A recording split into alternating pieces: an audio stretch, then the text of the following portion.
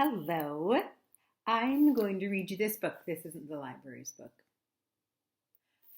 I didn't check it out by accident. Anyhow, here we are, the 12th Tuesday. We talk about forgiveness.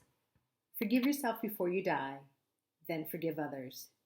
This is a few days after the Nightline interview. The sky was rainy and dark, and Morrie was beneath a blanket. I sat at the far end of his chair, holding his bare feet. They were calloused and curled. I had a small jar of lotion, and I squeezed them into my hands and began to massage his ankles.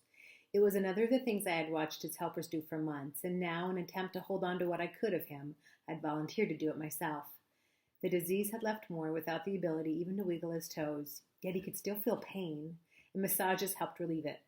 Also, of course, Morrie liked being held and touched, and at this point, anything I could do to make him happy, I was going to do. Mitch, he said, returning to the subject of forgiveness, there is no point in keeping vengeance or stubbornness. These things, he sighed, these things I still regret in my life. Pride, vanity.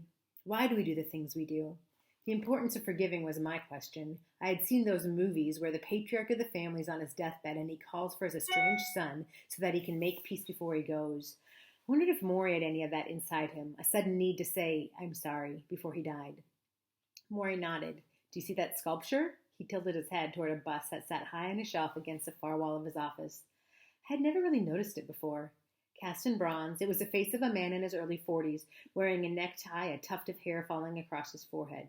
That's me, Morrie said. A friend of mine sculpted that maybe 30 years ago. His name was Norman. We used to spend so much time together. We went swimming. We took rides to New York. He had me over to his house in Cambridge, and he sculpted that bust of me down in his basement. It took several weeks to do it, but he really wanted to get it right. I studied the face. How strange to see a three-dimensional Morrie, so healthy, so young, watching over us as we spoke. Even in bronze, he had a whimsical look, and I thought this friend had sculpted a little spirit as well. Well, here's the sad part of the story, Morrie said. Norman and his wife moved away to Chicago. A little while later, my wife, Charlotte, had to have a pretty serious operation. Norman and his wife never got in touch with us. I know they knew about it. Charlotte and I were very hurt because they never called to see how she was. So we dropped the relationship. Over the years, I met Norman a few times, and he always tried to reconcile, but I didn't accept it. I wasn't satisfied with his explanation. I was prideful. I shrugged him off. His voice choked. Mitch. A few years ago, he died of cancer. I feel so sad. I never got to see him. I never got to forgive. It pains me now so much. He was crying again, a soft and quiet cry, and because his head was back, the tears rolled off the side of his face before they reached his lips. Sorry, I said. Don't be, he whispered. Tears are okay. I continued rubbing lotion into his lifeless toes. He wept for a few minutes, alone with his memories. It's just not other people we need to forgive, Mitch, he finally whispered. We also need to forgive ourselves. Ourselves? Yes. For all the things we didn't do, all the things we should have done. You can't get stuck on the regrets of what should have happened. That doesn't help you when you get to where I am. I always wished I had done more with my work. I wished I had written more books. I used to beat myself up over it. Now I see that never did any good. Make peace. You need to make peace with yourself and everyone around you. I leaned over and dabbed at the tears with a tissue.